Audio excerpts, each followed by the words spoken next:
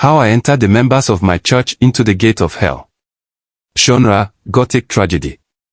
Themes, ambition, corruption, betrayal, faith, redemption. Outline. Prologue. The narrator, Samwel Cain, sits in an abandoned church, recording his confession. He hints at unspeakable horrors, a broken faith, and his role in the destruction of countless lives. Act I, a church in decline. Samwel is a devoted pastor of a struggling church in a decaying town. He sees his congregation dwindle and feels powerless. A wealthy, enigmatic man named Victor Lockwood visits, offering guidance to help Samwel bring revival to his church.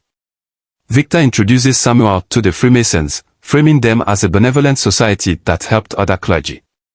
Act 2, the Allure of Power. Samwel begins attending Freemason meetings and discovers their rituals are far from benign. He rationalizes their occult practices as metaphorical or symbolic. Victor provides gifts, miracles that draw people to Samwel's sermons. Attendance at the church grows exponentially. Samwel feels emboldened, believing he's using dark means for divine ends. Act 3, corruption takes root. The miracles demand sacrifices. Samwel's sense of morality begins to erode as he condones more sinister acts. His wife, Abigail, grows suspicious of his late nights and secretive demeanor. A member of the congregation uncovers Samwel's ties to the Freemasons and is mysteriously killed. Act 4, the rise before the fall. Samwel's church becomes a regional megachurch, but his mind is haunted by nightmares and guilt. Abigail confronts him, threatening to expose the truth. Samwel wrestles with his love for her and his ambitions. Victor reveals the full cost of the power Samwel wields, his soul and the souls of his congregation. Act V, the tragic end.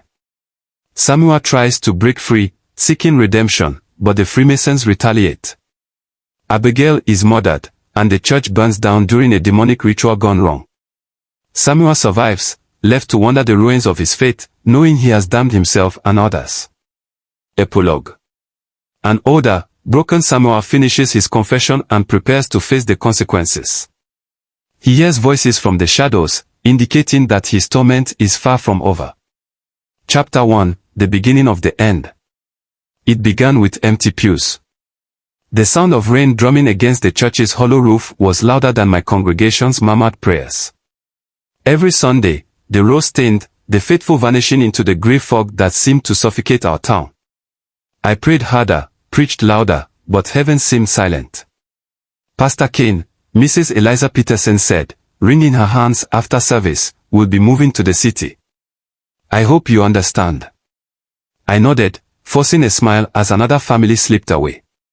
My wife, Abigail, waited by the altar, her eyes heavy with concern. "Samwel," she said softly, placing a hand on my shoulder. "You're carrying too much." "I'm carrying what I must," I replied, brushing past her.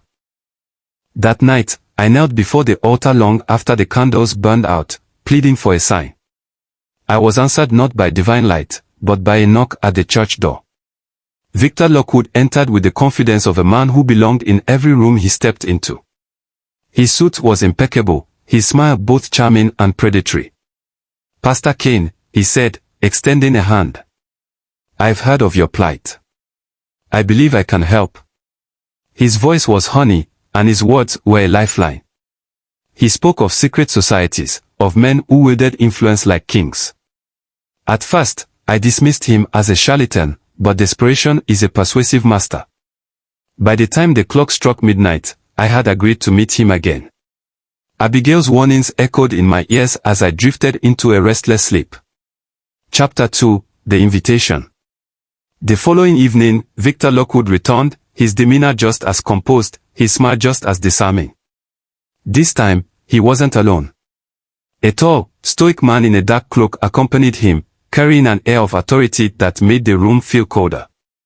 "Samwel," Victor began, motioning for me to sit across from them in the church's modest office. "Meet Brother Elias. He's here to extend an invitation to something that could change your life and your ministry." Elias spoke little, but his deep voice carried weight. "We've seen the struggle in your heart. A man devoted to his flock, willing to do whatever it takes to save them.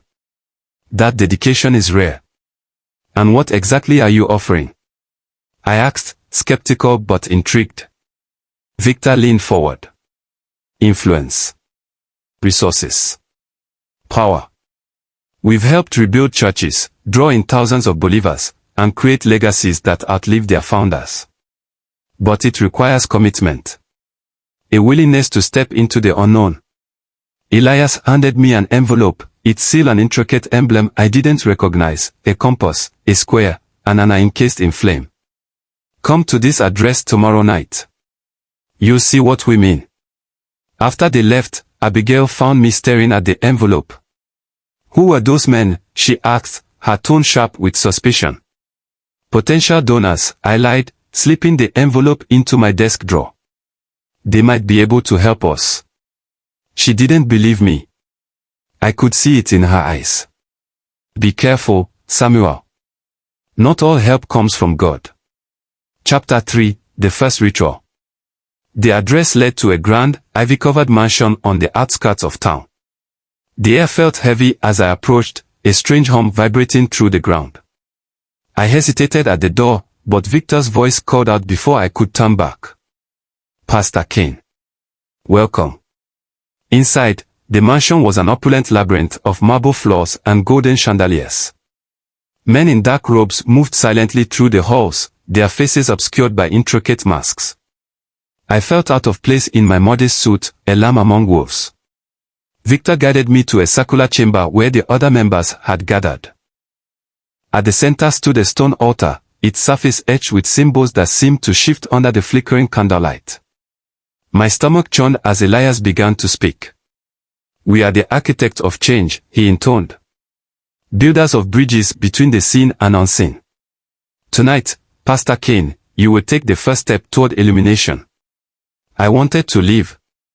My instinct screamed to run, but the thought of my empty church, my dwindling congregation, held me in place. If this was the price of revival, I would pay it. The ritual was strange and unnerving, a series of chants and oaths in a language I didn't understand. At the end, Elias pressed a ring into my hand, a silver band engraved with the same symbol from the envelope.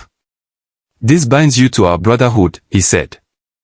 Wear it, and the doors to influence will open. Chapter 4, The First Miracle. The changes were subtle at first. A wealthy patron donated enough to repair the church's leaky roof.